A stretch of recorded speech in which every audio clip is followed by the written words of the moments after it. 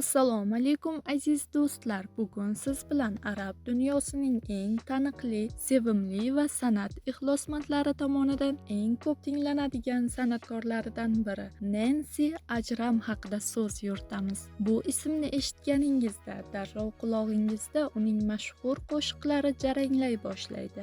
Ammo bu yulduzlik ortida qanday inson, qanday hayot yashiringan? Nensi Nabil Ajram 1983-yil 16-may kuni Livanning Bayrut shahrida tug'ilgan. Musiqa unga bolalikdan do'st bo'lgan. Atigi 8 yoshida u Naujom al-Mustaqbal, ya'ni kelajak yulduzlari tanlovida ishtirok etadi va g'olib bo'ladi. Bu esa kichik Nensi uchun katta sahnalarga olib boruvchi ilk qadamlardan biri edi. U 10 yoshida Livan musiqa jamiyati tomonidan rasmiy qo'shiqchi sifatida tan olinadi va yoshiga qaramay sahnadagi ishonchli chiqishlari bilan muxlislar e'tiborini torta oladi.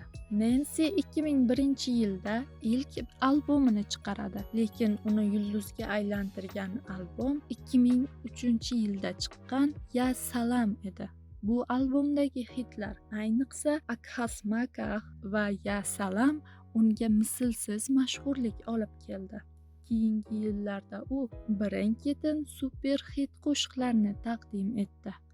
Har bir chiqishi moda, xoreografiya va ovoz uyg'unligining namunasi edi. 2008-yilda Nensi estetik stomatologiya bilan shug'ullanuvchi biznesmen Fadi El Hajemga turmushga chiqdi. Ularning 2 qizi va o'g'li bor.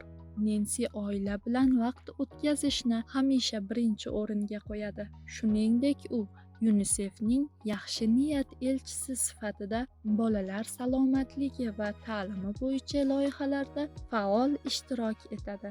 Hozirgi kunda Nensi nima bilan shug'ullanmoqda? Javobi qiziq bo'lsa, videoga like bosib, bizni kuzatishda davom eting. Bugungi kunda Nensi Ajram faqat qo'shiq kuylabgina qolmay, ko'plab yo'nalishlarda faoldir. U doimiy ravishda yangi singllar va video kliplar chiqarmoqda. 2024-yilda u Alam Nafsi va Saharna Yallel kabi yangi qo'shiqlari bilan yana chartlarda oldingi o'rinlarni egalladi.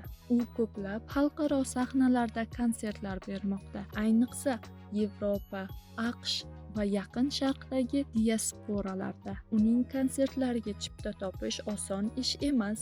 Shuningdek, u The Voice Kids loyihasidagi hakam sifatida ishtirok etdi. U bolalar bilan ishlashni, ularni ruhlantirishni juda yaxshi ko'radi. 2025-yil yozida esa Nensi yangi albom ustida ishlayotganini rasman e'lon qildi. Muxlislari kutayotgan albomda arab klassikasi va zamonaviy popning uyg'unligi bo'lishi kutilmoqda. Sadoqatli san'atkor, mehribon ona, jonli afsona. Nensi Ajram u nafaqat yulduz, balki tirik afsona. Uning har bir qo'shig'i millionlab insonlar qalbiga aks sado beradi. U iste'dod, go'zallik, mehnatsevarlik va sadoqat timsoli. Agar siz hali uning so'nggi qo'shiqlaridan boxabar bo'lmasangiz, bugun ularni albatta tinglang. Balki siz ham Nensi ovozida o'zingizga kerakli hissiyot, quvvat yoki ilhomni toparsiz. Videoga like bosing hamda bizga obuna bo'lishni unutmang. Siz bilan keyingi videolarda yana ko'rishguncha